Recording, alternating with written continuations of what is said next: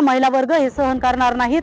या मराठा महिला वर्ग एकेकाळच्या रणरागिणी तारव जिजाऊ होत्या, हे हाके तुम्ही विसरू नका। येणाऱ्या काळात जर हाकेंनी समस्त महिला वर्गाची माफी मागितली नाही तर त्या सगळ्या महाराष्ट्रातल्या रणरागिणी महिला हाकेच्या तोंडाला काळं फासल्याशिवाय असं वक्तव्य त्यांनी परत केलं तर पूर्ण मराठा समाजाच्या महिला त्यांना काळं फासल्याशिवाय राहणार नाहीत, ते त्यांनी लक्षात ठेवावं। बीडच्या गेवराई तालुक्यातील तलवाडा पोलीस स्टेशनमध्ये त्याचबरोबर गेवराई पोलीस ठाण्यामध्ये ओबीसी आंदोलक लक्ष्मण हाके यांनी महिलाबद्दल केलेल्या वक्तव्याबद्दल आता त्यांच्यावर गुन्हे दाखल झाले आहेत। त्यामुळे समस्त महिला वर्गांची माफी मागावी। ज्या ठिकाणी लक्ष्मण हाके दिसतील त्या ठिकाणी त्यांच्या तोंडाला काळे फासणार असल्याचा इशारा मराठा समन्वयकांनी दिला आहे।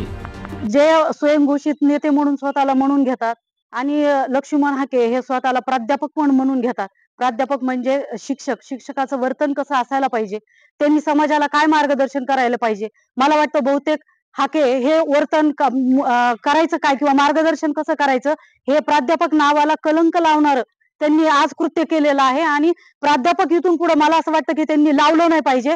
महिला समाजाच्या मराठा समाजाच्या महिलांचा जो त्यांनी आज अवमान केलेला आहे त्यासाठी आमच्या पूर्ण महिला वर्ग हा संतप्त झालेला आहे। आता इथून पुढे आम्ही त्यांना चेतावणी देतो की त्यांनी जर असं वर्तन परत केलं तर आमच्या महिला गळ खाणार नाहीयेत। तरी आज महिलांनी त्यांच्यावर गुन्हा दाखल केलेला आहे। त्यांनी सकल मराठा महिला समाजाची माफी मागावी, कारण तुम्हाला राजकारण करायचंय, समाजकारण करायचंय करा, परंतु त्याला एक परिसीमा असली पाहिजे। जिथं महिलांचा अवमान अशा तुम्ही गलिच्छ राजकारणासाठी जर याचा वापर करत असाल तर कदापि मराठा महिला वर्ग हे सहन करणार नाहीत। या मराठा महिला वर्ग एकेकाळच्या रणरागिणी तारव जिजाऊ होत्या, हे हाके तुम्ही विसरू नका।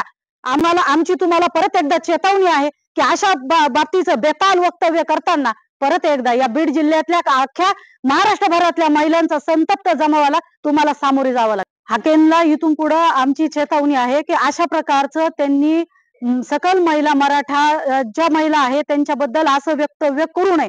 जर असं वक्तव्य त्यांनी परत केलं तर पूर्ण मराठा समाजाच्या महिला त्यांना काळं फासल्याशिवाय राहणार नाहीत, ते त्यांनी लक्षात ठेवावं।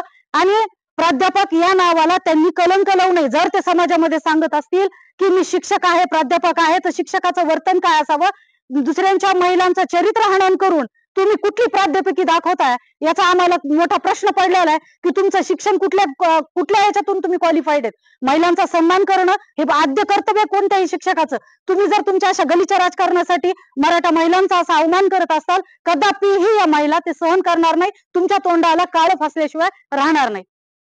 बीड जिल्ह्यातील तलवाडा, गेवराई तालुक्यातील तलवाडा येथे आणि गेवराई शहर येथे दोन ठिकाणी स्वयंघोषित ओबीसी नेते लक्ष्मण हाके यांच्या वादग्रस्त विधानाबद्दल आणि महिलांचा अवमान करणाऱ्या विधानाबद्दल दोन ठिकाणी गुन्हे नोंद झालेत। यांनी महिलांच्या बाबतीत जरा बेताल वक्तव्य करणं थांबवावं। आमच्या महिला भगिनी, या महाराष्ट्रातल्या महिला भगिनी बाबतीत सन्मान ठेवला पाहिजे आणि महिलांची प्रतिमा मलिन होईन असं कुणीही वागलं नाही पाहिजे। यासाठी आमच्या समाजाच्या भावना तीव्र आहेत।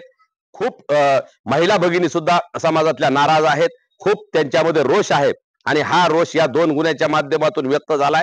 तसेच येणाऱ्या काळात जर हाकेंनी समस्त महिला वर्गाची माफी मागितली नाही तर त्या सगळ्या महाराष्ट्रातल्या रणरागिणी महिला हाकेच्या तोंडाला काळं फासल्याशिवाय राहणार नाहीत। आणि आम्ही सुद्धा जोपर्यंत हाके सगळ्या महिला भगिनींची माफी मागत नाहीत तोपर्यंत आम्ही सुद्धा लोकशाही मार्गाने त्यांच्यावर गुन्हे नोंद करणं असेल किंवा त्यांना लोकशाही मार्गाने विरोध करणं असेल, हे सगळं आम्ही करणार आहोत। तरी या हाके किंवा इतर कुणीही कुठल्याही माणसाने महिलांची चुकून अशा पद्धतीनं वक्तव्य करू नये, नसता त्यांना गंभीर परिणामाला सामोरं जावं लागेल। हे सुद्धा इशारा आम्ही या मराठा समाजाच्या वतीने देत आहोत।